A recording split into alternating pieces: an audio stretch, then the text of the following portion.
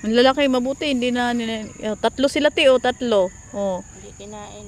Hindi na nanguha. Baka bago na naman yan. Kasi dati yung dating malalaki dito nakikita natin noon. Kinain na yun. Wala na, pinagkukuha na. Lalaki din Mas, yung dati talaga, sobrang itim na, lalaki. Kinakain nila lupa. Lupa kinakain niya, kuya?